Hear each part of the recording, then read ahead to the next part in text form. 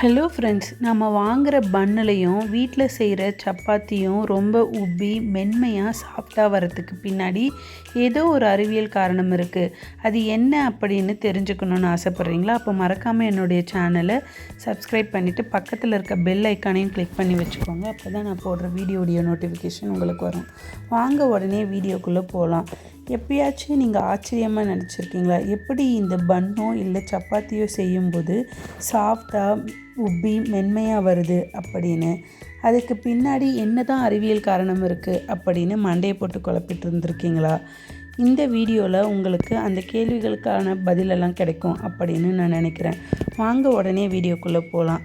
பொதுவாகவே பன்னு தயாரிக்கும் போது நம்ம ஈஸ்ட்டு சேர்ப்போம். ஈஸ்ட்டு ஒரு வகையான நுண்ணுயிரி, அதாவது மைக்ரோ ஆர்கானிசம். இது என்ன பண்ணுன்னா, மாவில் இருக்கக்கூடிய சர்க்கரையை தன்னுடைய உணவாக உட்கொள்ள ஆரம்பிக்கும். இந்த ஈஸ்ட்டு சர்க்கரையை சாப்பிட ஆரம்பிக்கும்போது அது உடஞ்சி ஒரு வேதியியல் வினை நடைபெறுது, அதாவது ஆர்கானிக் ரியாக்ஷன்ஸ் நடைபெறும். அப்படி நடக்கும்போது கார்பன் டை ஆக்சைடு அப்படிங்கிற வாயுவையும் ஆல்கஹாலையும் இது வெளியேற்றும். இதை சுருக்கமாக சொல்லணும் அப்படின்னா, மாவில் சர்க்கரை அல்லது கார்போஹைட்ரேட்ஸ் இருக்கும். இது நம்ம சேர்க்கக்கூடிய ஈஸ்ட்டு உட சேர்ந்து வேதியியல் வினை நடைபெறப்போ கார்பன் டை ஆக்சைடு, எத்தனால் அப்படிங்கிற வேதியியல் காம்போனன்ட்ஸை வெளியேற்றுது.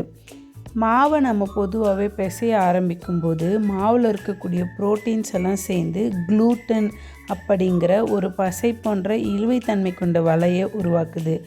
ஈஸ்ட் வெளியிடக்கூடிய இந்த கார்பன் டை ஆக்சைடு வாயு குளூட்டன் வலைக்குள்ளே போய் சிக்கிக்குது. சிக்கிக்கிறப்போ வாயு வெளியேற முடியாமல் மாவுக்குள்ளேயே ஒரு சிறிய பலூன் போன்ற காற்றுப்பைகளை உருவாக்க ஆரம்பிக்குது. இதனால தான் மாவு மெதுவாக உப்ப தொடங்குது. இந்த மாவை நம்ம ஓவன்லேயோ இல்லையாவது தோசைக்கல்லையோ சுட ஆரம்பிக்கும்போது ஏற்படக்கூடிய வெப்பத்துடைய காரணமாக இந்த கார்பன் டை ஆக்சைடு வாயுவும் நீராவியும் மேலுமே விரிவடைய ஆரம்பிக்குது. இதுதான் பன்னை அதிகபட்சமாக உப்ப செய்கிறதுக்கு மிக முக்கிய காரணமாக இருக்குது அப்படின்னு சொல்லலாம்.